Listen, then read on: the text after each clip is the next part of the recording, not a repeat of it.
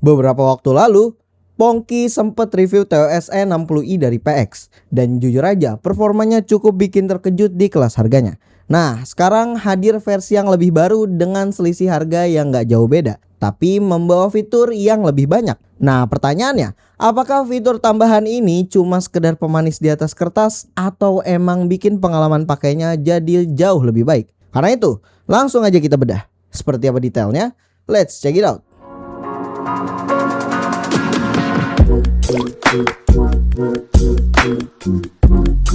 Halo guys, balik lagi bersama Pongki.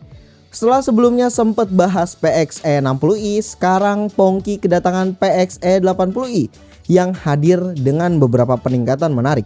Di atas kertas, TWS ini menawarkan bass yang lebih nendang serta desain yang terlihat lebih keren dibanding yang sebelumnya. Jadi langsung aja kita bahas. Dan kita mulai dari unboxing dulu.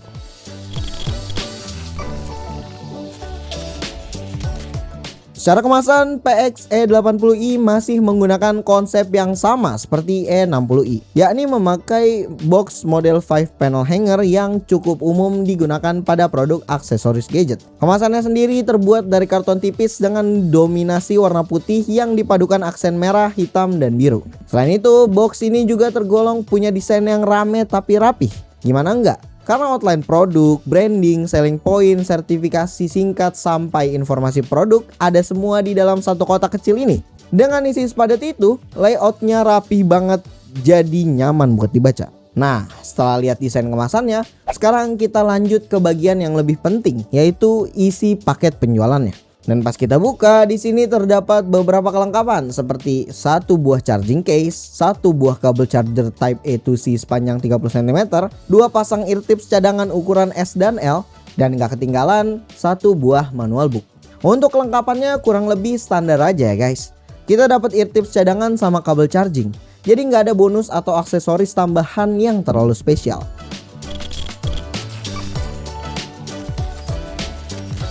Dari segi desain, produk ini terbilang menarik. Charging case-nya berbentuk oval dengan finishing glossy yang bikin tampilannya kelihatan lebih premium. Begitu casing dibuka, Pongki cukup kaget. Unit yang Pongki pegang kali ini padahal kan varian silver, tapi bagian dalamnya justru didominasi warna putih. Kesan warnanya jadi kayak earbuds versi putih yang dimasukin ke casing abu-abu. Buat sebagian orang, perpaduan warna ini mungkin terasa kurang nyatu. Jadi kalau kalian lebih suka tampilan yang konsisten, varian black bisa jadi pilihan yang lebih aman. Meski urusan warnanya kurang nyambung untuk yang silver, tapi ini termaafkan dengan build quality-nya yang oke punya. Karena meskipun pakai plastik ABS untuk casing dan earbuds-nya, Pongki ngerasa nggak ada kesan kopong sama sekali. Apalagi untuk case-nya ini dikasih double layer yang bikin lebih firm.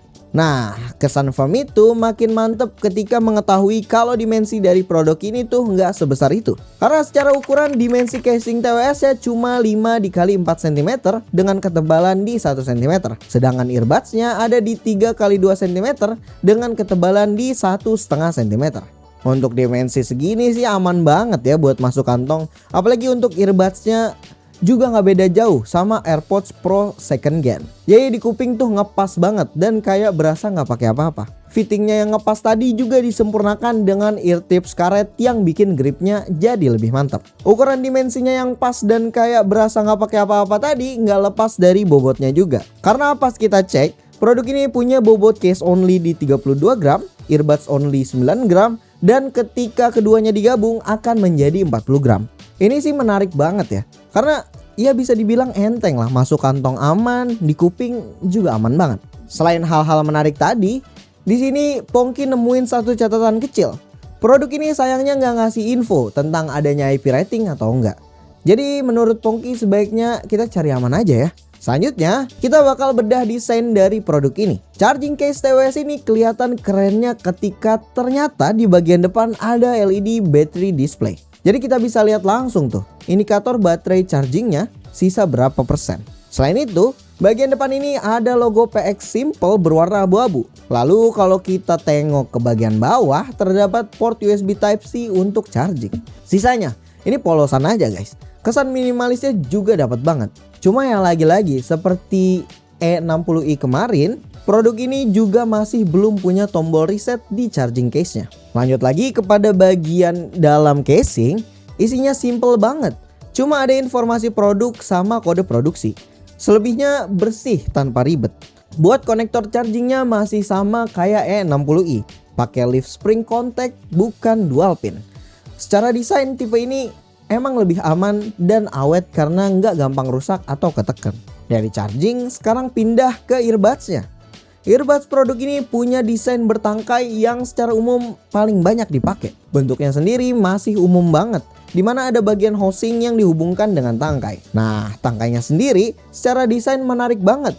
Desainnya cukup rame tapi justru jadi ciri khas. Sisi depan jadi tempat untuk touch control yang dikasih aksen gelombang dan dipadukan dengan finishing silver glossy. Selain itu, posisi touch control di depan ini bikin lebih aman dan gak gampang kepencet pas kita mau copot pasang dari kuping. Lanjut lagi, di area ini juga ada LED indikator yang akan kedip biru merah ketika pairing, lalu akan mati ketika pairing sukses dan baterai terisi penuh. Selain LED indikator, di bagian ini juga terdapat sebuah mic, branding PX, dan penanda left and right.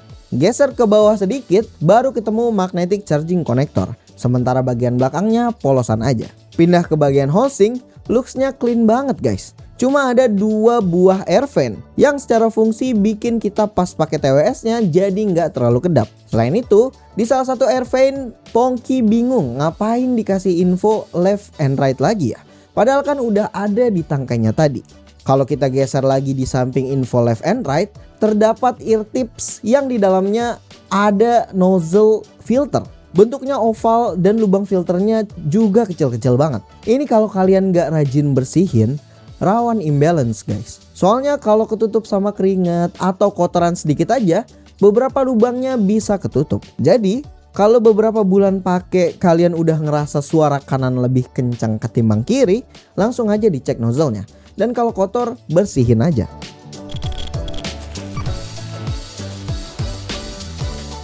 Sekarang kita masuk ke bagian yang paling sering ditanyain kalau bahas TWS, yaitu urusan suara. PX E80i ini dibekali dynamic driver 13 mm. Ukurannya tergolong besar buat kelas entry kayak gini. Driver sebesar ini bikin suara yang keluar terasa lebih lepas dan bertenaga. Ditambah lagi dengan sensitivitasnya yang tinggi, jadi di 50% volume pun suaranya udah aman dan kerasa hidup. Lanjut lagi, untuk karakter suaranya sendiri, E80i ini sesuai klaimnya yang ekstra ngebass, jadi low-nya tebal dan nendang, tapi vokal dan mid masih kejaga.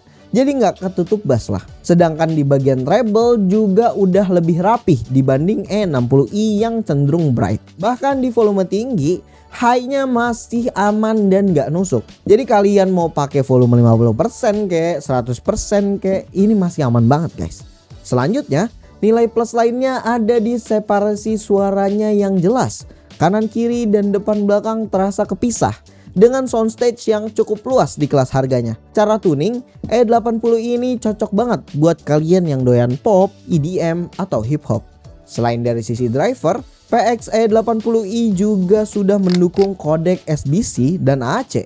Jadi buat streaming musik di Android maupun iPhone masih dapat kualitas suara yang rapi dan stabil di kelasnya. Setelah suara, kita geser ke bagian konektivitas. PX E80i udah pakai Bluetooth versi 6.0 atau kita sebutnya versi 6 aja lah. Yang secara klaim memang dirancang buat koneksi lebih stabil, respon lebih cepat, dan konsumsi daya yang lebih efisien dibanding versi 5.4 dan di bawahnya. Tapi namanya Bluetooth sebenarnya nggak luput dari yang namanya delay. Jadi langsung aja kita tes klaimnya. Yang mana pas dicek produk ini punya latency di 300 millisecond. Dan pas kita tes di pemakaian harian, jujur aja buat dengerin podcast atau nonton film masih kerasa banget delaynya. Sedangkan pas kita coba meeting, teleponan dan dengerin musik lebih oke dan gak ada putus-putus. Ngomongin soal koneksi yang aman dari putus-putus, Pongki sempat ngetes jangkauannya. TWS ini kita taruh di satu titik, lalu Pongki jalan menjauh dan koneksinya baru benar-benar putus di jarak sekitar 20 meter. Jangkauan segini bakal ngebantu kalau kita nggak sengaja kelupaan ninggalin TWS. Jadi masih ada waktu tuh buat sadar dan balik lagi buat ngambil. Selanjutnya, untuk urusan komunikasi, PXE80i dibekali dual mikrofon dengan fitur ANC. Fungsinya buat bantu nyaring suara bising di sekitar, kayak suara kendaraan, kipas, atau AC. Tapi, klaim ini beneran nggak ya? Jadi daripada kita cuma nebak-nebak, mending langsung aja Pongki tes untuk kualitas mic-nya. Check this out. Ya, cek 123, cek 123. Ini adalah suara dari mic DJI Osmo. Dan cek 123, cek 123. Ini adalah kualitas suara dari mic TWS PXE80i. Jadi menurut kalian gimana kualitas suaranya?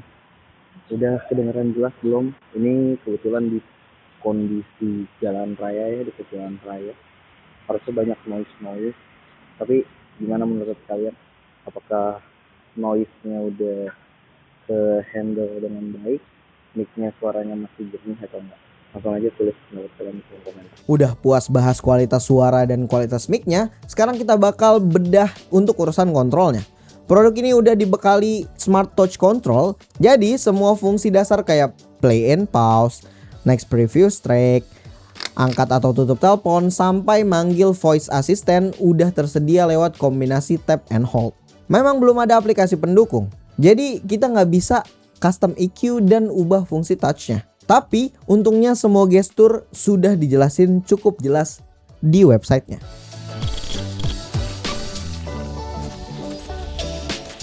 Terakhir, salah satu komponen yang lumayan penting untuk sebuah barang wireless adalah baterai. Yap, baterai produk ini tercatat punya baterai di 30 mAh untuk masing-masing earbuds dan 300 mAh untuk charging case-nya. Yang mana diklaim punya ketahanan 10 jam dalam sekali charge. Dan kalau digabung sama charging case, totalnya bisa nyentuh sekitar 30 jam. Tapi, klaim ini bakal coba kita tes langsung di pemakaian real. Seperti biasa, pada pengetesan kali ini bakal Pongki coba playback video YouTube dengan volume mentok 100%. Hasilnya, produk ini bisa bertahan di 4 jam 56 menit. Kalau dibandingin sama klaim, emang nggak sepenuhnya sama. Tapi dengan pemakaian terus-terusan dan volume mentok, hasil segini masih masuk akal banget. Dan harusnya kalau dipakai lebih santai dan nggak selalu digeber, daya tahannya bisa lebih mendekati angka klaimnya. Lanjut lagi, dari habis-habisin baterai, sekarang kita bakal coba cek kualitas chargingnya. Di produk ini PX ngasih klaim waktu yang cukup masuk akal. Earbuds-nya butuh waktu sekitar 1 jam buat penuh, sementara charging case-nya di kisaran 1 sampai 1,5 jam. Yang menarik, klaim tersebut Pongki coba buktiin langsung. Earbuds dimasukin ke dalam case dan dicas selama 1 jam, hasilnya baterai langsung terisi 100%. Lalu selama proses charging, di sini Pongki ngeliat kalau LED battery display itu menunjukkan pengurangan baterai, dan pas earbuds-nya penuh, LED baterai displaynya akan mati. Nah, dengan kombinasi daya tahan baterai dan proses charging yang satset, ini bakal cocok banget sih buat kalian yang nggak bisa nunggu lama-lama. Karena nggak bisa banget kalau kerja nggak sambil dengerin musik. Kayak kita lah, Gen Z gitu ya kan, nggak bisa jauh-jauh itu kita dari yang namanya sumplan kuping. Overall, menurut pendapat pribadi Pongki, PXE80i ini upgrade yang worth it dari seri sebelumnya, yaitu E60i. Karena dari karakter suaranya makin enak, terutama di treble, jadi nyaman dipakai di volume menengah ke atas. Baterai dan chargingnya juga kerasa upgrade, awet, dan ngecasnya juga cepet. Desainnya pun sekarang berasa lebih premium dan bentuknya jadi lebih nyaman di kuping kita. Catatannya paling masih sama ya, belum ada aplikasi. Jadi kalau kita kurang cocok sama karakter suaranya dan mau ngotak-ngatik EQ, sayang banget ini belum bisa. Tapi di harganya yang cuma 190 ribuan, ini menarik banget buat kalian lirik. Dari segi price to audionya ini udah oke banget. Buat yang tertarik, link pembeliannya udah Pongki taruh di deskripsi ya. Nah, sekarang Pongki tanya balik nih. Menurut kalian, apakah worth it PXE80i? Tulis pendapat kalian di kolom komentar ya. Jangan lupa untuk like dan share video ini, plus cek juga sosial media serta website Pichel melalui link di deskripsi. Mampir-mampir juga ke YouTube channel kita yang lain, yaitu Pichel Main Game yang bahas game konsol, PMG Films yang bahas vlog aktivitas Pichel dan keluarga, serta Pichel Toys Time yang bahas soal mainan. Jangan lupa pada di subscribe ya guys. Jadi itu dia video dari Pongki kali ini. Thank you guys for watching. I'll see you in the next video. Bye bye.